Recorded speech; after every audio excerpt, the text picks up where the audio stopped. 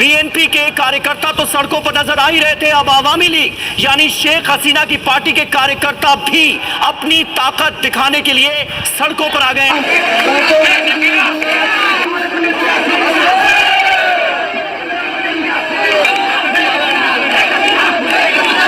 बांग्लादेश और बुरे दिन झेलेगा, मतलब इतने बुरे दिन झेलने वाला है।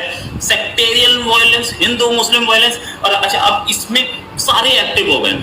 शेख हसीना के लोग भी अब एक्टिव होंगे, अब वो सब बाहर निकले। नजीब वाजिद की जानिब से ये कहा जा रहा है कि शेख हसीना का खानदान बांग्लादेश की सियासत से कहीं नहीं जा रहा, वो अवामी लीग को तना नहीं छोड़ सकते।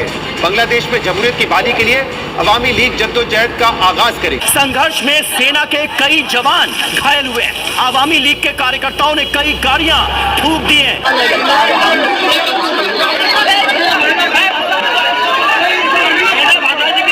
जरूर ये हो सकता है कि थोड़ा बहुत अमेरिका का हाथ हो, मगर कोई एविडेंस नहीं निकली इस वक्त तक। इंडिया से एक कॉल गई थी बांग्लादेश के आर्मी चीफ को कि हमारी आर्मी अगर शेख हसीना को कुछ भी हुआ, या किसी ने भी शेख हसीना का मर्डर किया या मर्डर हुआ, सेफली बाहर नहीं आ पाई, तो 15 मिनट में हमारी आर्मी अंदर घुसेगी और 24 घंटे में हमारी आर्मी ढाका के अंदर होगी। और ये बांग्लादेश के लोगों को चंद सालों में ये ज़ाब पता चल जाएगा जब अमेरिका पूरा इन्वॉल्व होगा। अमेरिका ने अपना वज़ीर आज़म तो अमेरिका ले आया उस मुल्क में, अब वो अपने कर्जे भी देगा उस मुल्क के बीच में।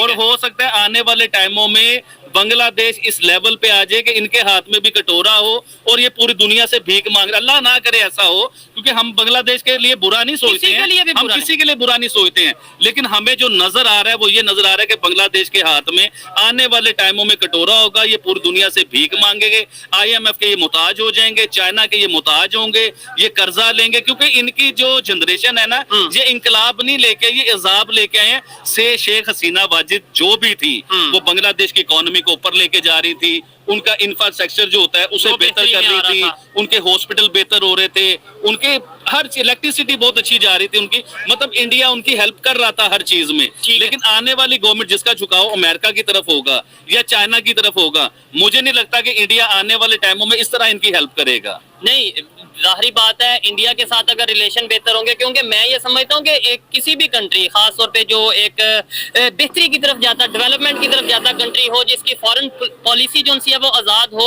वो ये नहीं देखता कि अगर शेख हसीना प्राइम मिनिस्टर नहीं है तो हम इस कंट्री से रिलेशन भी बेहतर रखेंगे। बट अगर वहां से अगर कोई अच्छा पॉजिटिव साइन आएगा तो वहां से भी, अभी तो मैंने ये भी सुना है। पॉजिटिव साइन किस किस्म का आ रहा है बांग्लादेश में से? आपको कोई पॉजिटिव बात हिंदुओं के लिए नजर आ रही है तो मुझे आप बता दो। मुझे तो ऐसी कोई चीज मिनॉरिटीज को लेके झगड़ा था, उनका अपना झगड़ा था स्टूडेंट का। देखिए कहाँ से शुरू मामला कहाँ से हुआ कि स्टूडेंट बाहर निकले, जी हमारा नौकरियों का कोटा आप उन्हें दे देते हो, कि जिन्होंने बांग्लादेश को बनाया, पाकिस्तान के खड़े हुए फ्रीडम फाइटर को आप हमारी नौकरियों का कोटा उन्हें दे देते हो। स्टोरी तो इधर से शुरू हुई थी। मुझे बताओ कि हिंदुओं का किसी चीज में कहीं इन्वॉल्व थे?